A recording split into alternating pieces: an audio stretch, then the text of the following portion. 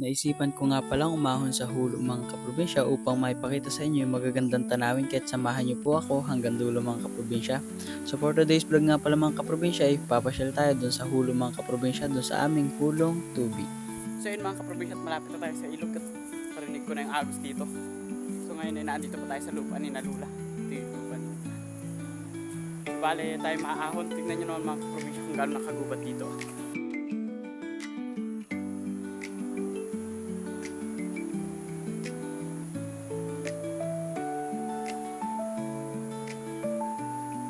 Ganyan nakagubat dito mga kaprobinsya.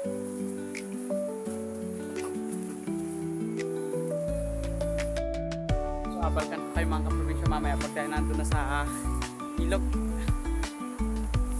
At para naman hindi na tayo maghaba at napakita ko lang sa inyo kung gaano kaganda din dito sa hulo. Parang pag-atik nga doon sa baba ay simple lamang, pero pag nandito ko sa hulo mga kaprobinsya, marirelax ka ba yan?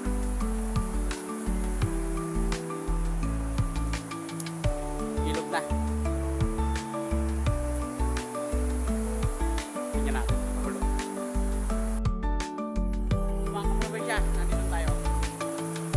Tingnan nyo yung ginawa ng tahanan ng mga mangyang pag nabaha.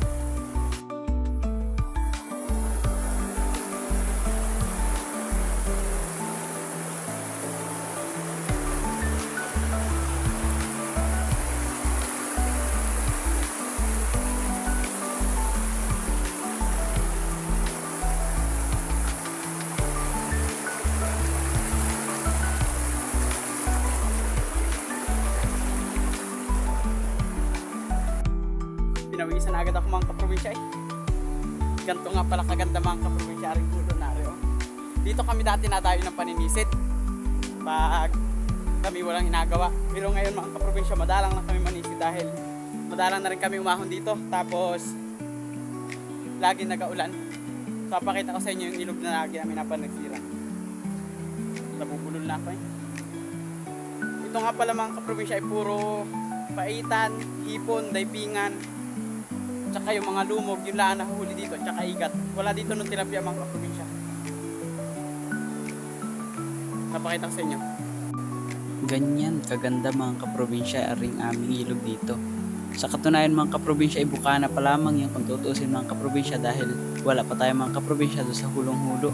Eh kung dyan pala sa bukanang yan mga kaprobinsya ay nagagandahan na kayo ay nako. Mas lalo na sa hulong-hulo mga kaprobinsya. Ayan nga ni pala mga kaprobinsya ang daanan naman yan pag napunta sila sa Kaingin. Baka chaboy sobir ako nabubulan no gantin binere. Ay siya mga kaprobinsya ipapakita ko na lang sa inyo kung gaano kaganda yung ating pinuntahan ngayon dito sa aming hulo. Enjoy!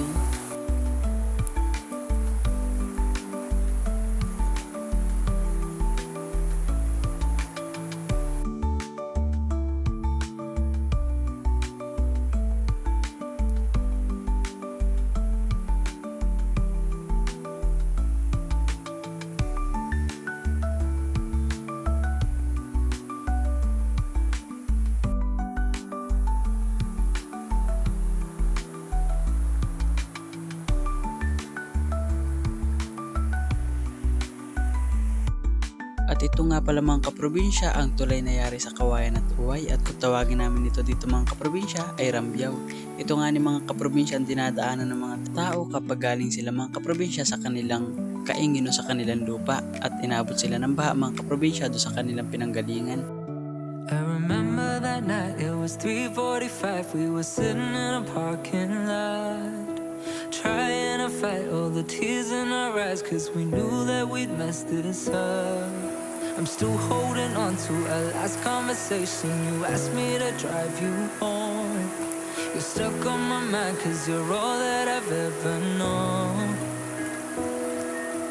Oh, I've tried over and over again, but it all reminds me of us.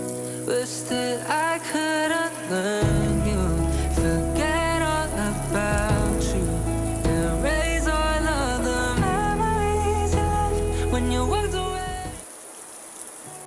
So dito na lang tayo mga kaprobinsya makain. Dahil bukod mga kaprobinsya sa magandang pwestuhan, meron inumin, ayun o, wait lang.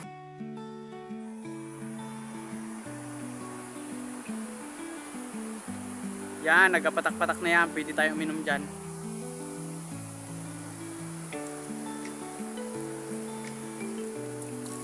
At dahil biglaan nga lang pala mga kaprobinsya itong aking lakad na ito ay hindi na ako napagluto dyan mga kaprobinsya ng aking madadalang pang ulam. Bali kanin lang talaga mga kaprobinsya ang aking niluto. Tsaka nagdala na lang ako mga kaprobinsya ng lighter at asin. At naisip ko naman mga kaprobinsya na pag magaluto pa ako dyan mga kaprobinsya ay napo matatagalan. At tsaka isa pa mga kaprobinsya ay wala naman akong dalang bulok mga kaprobinsya.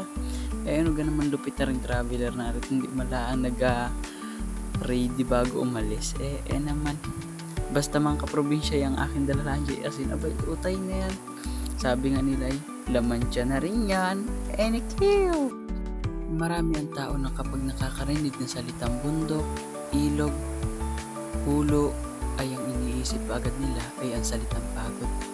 Hindi nila alam yung salitang maganda, hindi nila iniisip yung salitang mapresko, hindi nila iniisip yung mga ganda ng view dahil ang nasa isip agad nila ay ang salitang pagod. Mga kaprobinsya, hindi lamang pagod ang mararanasan mo pag napunta ka sa ganito kagandang lugar. Makakaranas ka rin mga kaprobinsya ng salitang kalmado. Pero bago yun, magpapaalam na ako mga kaprobinsya. Ako nga po pala yung probinsyanong vlogger. Bye-bye!